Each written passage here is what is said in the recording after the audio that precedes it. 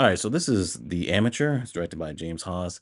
Uh, I wanted to see this when it came out earlier this year. This was months ago.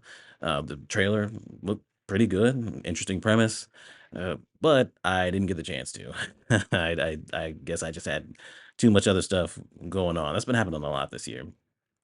But it's on Hulu now, so I'm like, okay, well, I'll take a look at it. So I watched it earlier today. We're gonna talk about it. So we have Heller, played by Rami Malek. He's a coder, mostly works on the computer for the CIA.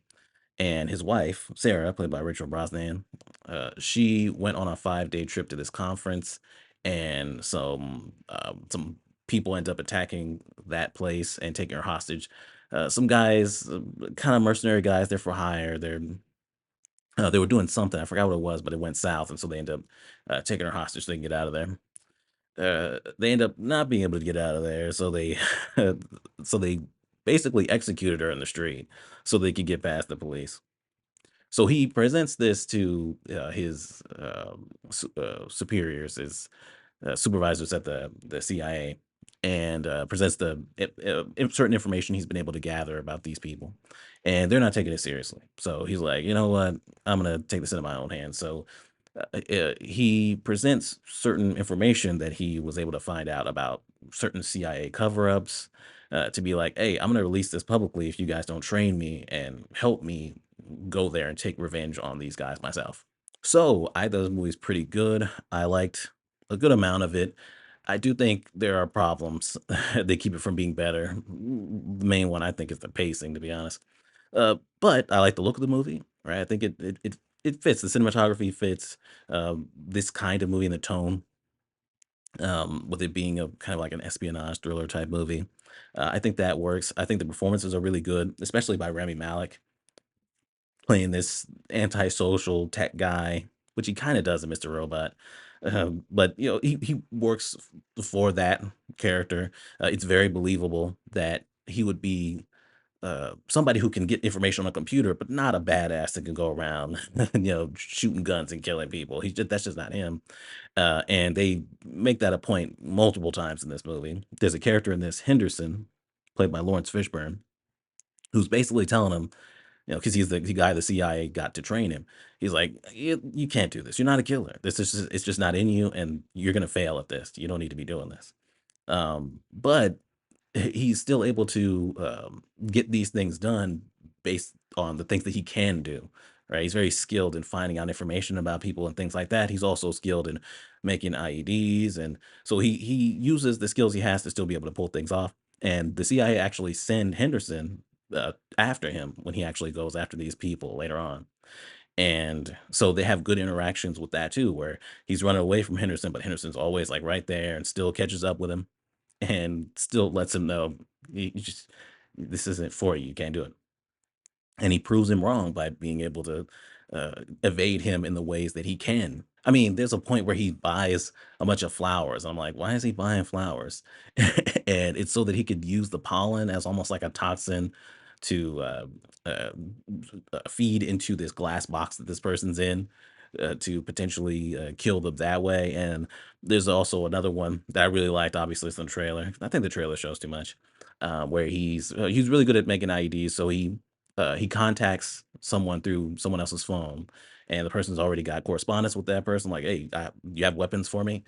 And so he's like, yeah, yeah. He sets up the place and all that at the time, and he has the crates there. And as soon as the person opens up the crates, there's just there's just bombs in there. And if that person closes it or moves or anything, they're just gonna go off. So he gets the information he wants, and then he just walks out and basically walks out to the person getting blown up. And I really like that. And he also had a picture of his wife inside of it so the person can really see why this is happening. I like that. So, negatives. Starting off, and this is right from the beginning of the movie, him and his wife don't really have chemistry. And the reason why there's no chemistry there is because they're so focused on this character being antisocial and kind of to himself and be such a like a computer guy, that it doesn't really make sense that he would be with this woman that doesn't seem to be like that at all. It's like it, I never got the sense of why they ended up together, why they were together, because there's there's really nothing there between them, and they really try to make it seem like there is when she's going off for 5 days.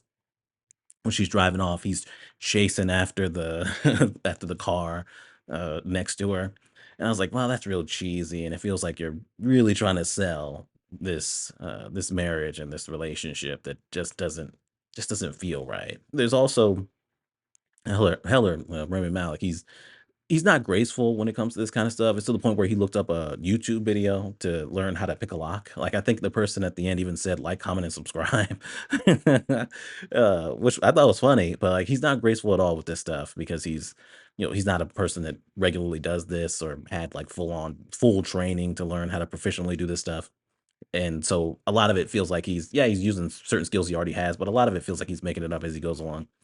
Uh, I mean, there's it's a stretch in logic that he doesn't get more resistance from the authorities of those places. I mean, because there's somebody lying dead in the street that he went after, and he's got blood on him. The people are looking at him. It's a populated area.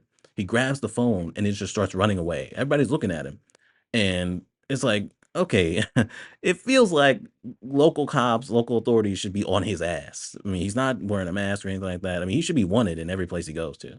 I mean, it's kind of nuts. It's kind of crazy.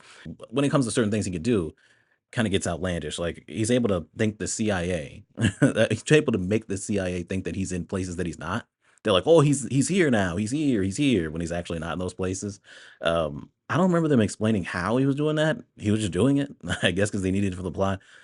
And if he could do that, why wasn't he doing that the whole time?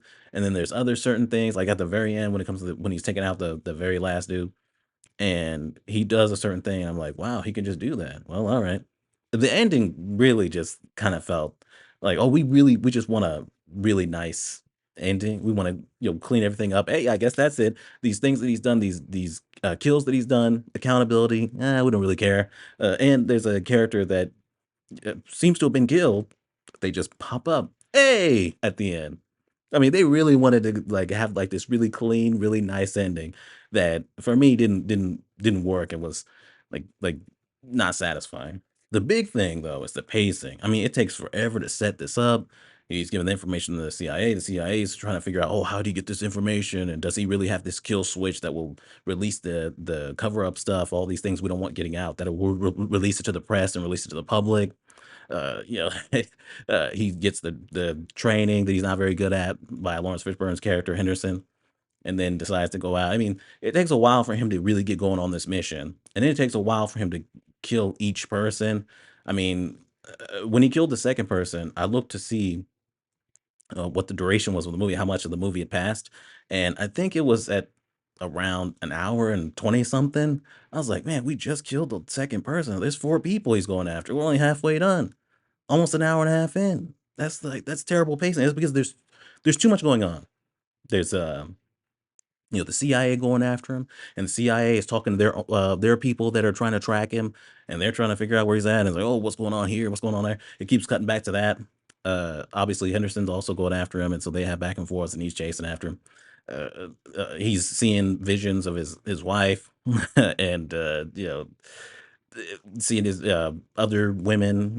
He's in a club, and there's woman that's dancing. He sees that woman as his wife, and there's just there's there's a lot going on in this, and the whole investigation, and then also there's a person that he's been getting information from anonymously. That person gets involved and ends up being the person that's in his ear, letting him know certain things as he's taking out the people he's going after, and that person also gets attacked, and it's just there's too much going on, and it feels like every time it's not on the revenge mission, like he's actively going after the people he's trying to kill, it does kind of feel like it's padded. It feels like it's dragging, and that does affect the entertainment value of this movie because there was points where I was like, man, we need to hurry this up. I mean, we're taking our sweet ass time, and it's kind of boring and dragging in places.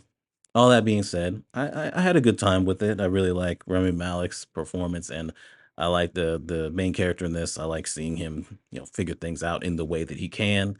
It is kind of an emotional story with him and his wife, and him.